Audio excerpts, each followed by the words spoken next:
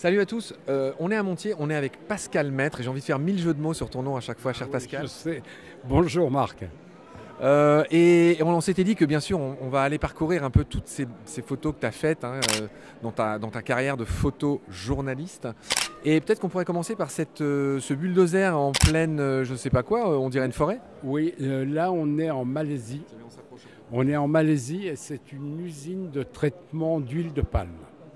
Ah oui, on voit les grappes de... Ce sont les régimes d'huile de palme qui vont être traités pour produire l'huile de palme. La Malaisie et l'Indonésie sont les plus gros producteurs au monde d'huile de palme. Je rappelle qu'il y a 3 grands bassins forestiers tropicaux dans le monde. Le premier, c'est l'Amazonie, le deuxième, c'est le bassin du Congo, et le troisième, c'est en Asie du Sud-Est, c'est ce que tu disais, c'est l'Indonésie. Et Bornéo essentiellement. Et le drame de l'huile de palme, c'est qu'elle pousse sur l'équateur. C'est-à-dire elle pousse le plus facilement sur l'équateur. Et effectivement, c'est la région des grands bassins de forêt et on déforeste énormément pour faire de la culture d'huile de palme. Ouais, c'est des pays pas très riches et c'est un problème complexe qu'on a traité, je te sais fan de ce qu'on fait, qu'on a traité dans Combat avec l'ONG Planète Urgence que tu connais sans doute, et eux ils aident les communautés locales à faire autre chose que de l'huile de palme pour vivre, parce que ça sert à rien de leur dire c'est pas bien ce que vous faites. Les gens doivent vivre. Une question, c'est voilà, donc il faut aider les gens à faire autre chose, ce qui n'est pas toujours simple, il fallait le dire.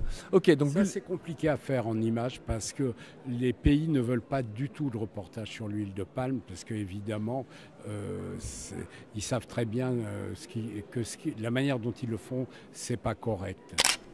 Oui, alors là il y a une légende que je vais lire. Bornéo, Sarawak, dans la région de Miri. Avant, une forêt primaire était là, mais pour réaliser cette nouvelle plantation de palmiers à huile, la forêt a été complètement détruite. Bon, bah, je crois que c'est clair et net. Hein. Tu consommes de l'huile de palme, Pascal? Bien sûr, tous les matins, mais on en consomme sans le savoir. C'est ce qui te donne ce teint si absolument. particulier. Non, on en consomme tous les matins, sans le savoir souvent. Bon, donc là, on a une autre photo. Alors, je la découvre là à l'instant. Qu'est-ce que tu as voulu représenter? Alors là, on est en Sibérie. C'est une des villes les plus au nord de la Sibérie. Cette ville s'appelle Norilsk et c'est une ville où il y a des grandes usines de production de nickel et on considère que cette ville est la ville la plus polluée au monde. Par quoi? Par l'industrialisation, la transformation du minerai de nickel en nickel. Ok, le nickel. On rappelle que le nickel, il y en a dans nos pièces de monnaie. Oui, il y en a dans plein de choses qu'on utilise chaque jour. Comme quoi, par exemple? Je pense, oui, pas les pièces de monnaie, mais dans tout ce qui est, par exemple, les boiseries, aluminium. Il y a du nickel que l'on retrouve dans... En tout cas, du nickel, il y en a dans les pièces de monnaie. Bon. Cher Pascal, donc là... On est toujours dans une usine d'huile de palme au Congo, qui est donc un autre bassin de production d'huile de palme. Et là, c'est la dureté du travail des gens qui font bouillir les régimes d'huile de palme pour pouvoir les écraser et extraire l'huile de palme. Ça, c'est pareil, c'est assez compliqué d'y accéder. La photographie, c'est pas compliqué. Il faut accéder aux endroits. Et ça, c'est compliqué. C'est intéressant ce que tu racontes. Pascal, cette photo, c'est très naïf. Ce que je dis, je suis vraiment pas un expert de photo. Moi, ma boutique, c'est plutôt le vivant, naturaliste, etc. Mais cette photo m'évoque fortement Sebastião Salgado. Ah, je ne suis pas d'accord, parce que d'abord c'est de la couleur. Salgado travaille en noir et blanc, et je vois ce que tu veux dire, c'est l'homme au travail, exact. La série de l'homme au travail. Oui, bien sûr.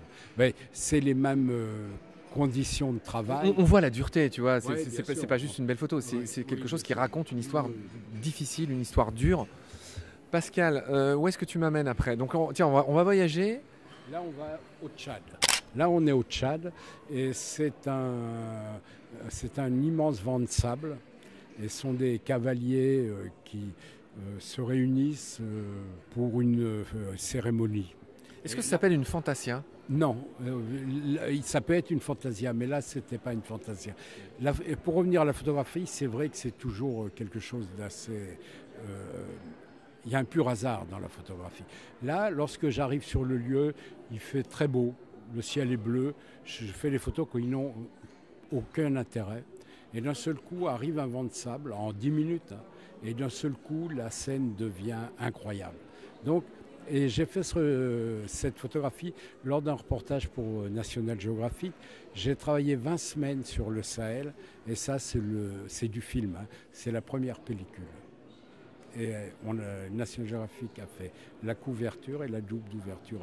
Donc le hasard... C'est un de tes faits d'armes. Hein. Oui, oui, c'est pas mal. Et je veux dire, ce qui est incroyable, je vais travailler 20 semaines, mais le premier jour, je ferai la photo la plus importante. Je lis la légende de cette photo, je vois que c'est à la frontière avec le Darfour. Oui. Il y a 1000 ans, d'autres cavaliers apportèrent l'islam et la culture arabe dans ces terres arides qui longent le Sahara. Les vents de sable sont de plus en plus fréquents dans le Sahel. Dérèglement climatique. Oui, ça fait partie des problèmes de dérèglement. Alors c'est horrible, mais ça nous fournit un enchaînement vers ce que je vois là. On dirait bien un baobab. Oui, raconte-moi cette photo. Alors, c'est à Madagascar. Il y a... Tout le monde connaît la forêt, l'allée des baobabs, qui est l'emblème de Madagascar. Là, ce qui se passe, c'est que les baobabs, ils ont des toutes petites racines. Et normalement, le sol est stabilisé par les autres plantes, par les petits arbustes et tout. Mais tout doucement, les gens déforestent pour faire de la culture. Et ça fait bouger le sol, ça le détruit. Et lorsqu'il y a des cyclones, les baobabs ont tendance à tomber. Celui-ci est tombé, ça c'est un baobab qui doit avoir 400 ans. Et les gens le découpent pour en faire des cordes avec les cordes et des planches avec le bois. Alors le baobab, c'est cet arbre magnifique que tout le monde connaît. Je rappelle 2-3 faits sur les baobabs. Une de ses chances au baobab, c'est que son bois n'est pas exploitable, oui, puisqu'il est extrêmement spongieux. Oui. C'est pas pour rien qu'ils sont si gros. Il est gorgé d'eau. Les éléphants parfois les défoncent pour pouvoir choper un peu d'humidité. C'est une première caractéristique des baobabs. Donc on les abat pas pour leur bois. Ouais, il n'est pas exploitable. Ça, tu le sais bien. Il ne brûle pas. Il brûle mal. Enfin, heureusement, il n'intéresse pas l'homme, même si c'est une immense réserve. La deuxième chose que je voudrais dire, c'est que, là tu as noté qu'on est à Madagascar, c'est que 6 espèces sur 7 de baobab, ou 7 sur 8, 7 sur 8 sont endémiques de Madagascar. Voilà. Parce que le 7e, qui est le data, c'est celui qu'on trouve en Afrique aussi. Et on le trouve aussi à Madagascar. Alors il y en a un, voilà. Et la dernière espèce, elle est en Australie, si je ne dis pas de bêtises. Absolument, elle est en Australie. Donc voilà, c'est juste pour dire que l'immense majorité des espèces de baobab, des essences de baobab, on les trouve à Madagascar. Qu'est-ce que tu nous as mis au-dessus ? Au-dessus, alors, à un moment de problème politique à Madagascar, il y a une forêt qui est classée au patrimoine mondial de l'UNESCO, qui est une forêt primaire. Donc comme il y avait un problème politique, pseudo-coup d'État, donc il y a eu un flottement.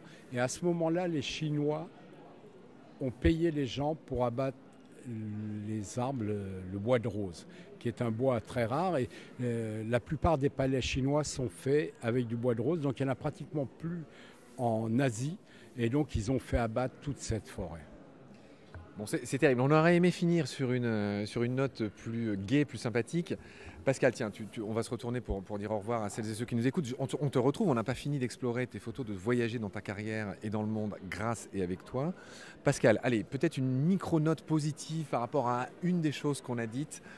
Je ne sais pas, Madagascar, quelque chose de... Moi, ce qui me paraît évident, si je tire une conclusion de toutes mes années de travail dans ces pays, c'est que la vie est plus forte que tout. C'est-à-dire il y a une telle résilience des gens, malgré les difficultés, qui passent par-dessus ça et qui s'adaptent et qui s'en sortent. Avec ton beau sourire. Très bien, Pascal. Je te retrouve avec très vite. On n'a pas fini d'explorer tes photos. D'ici là, prends soin de toi. Salut. Salut Marc, à bientôt.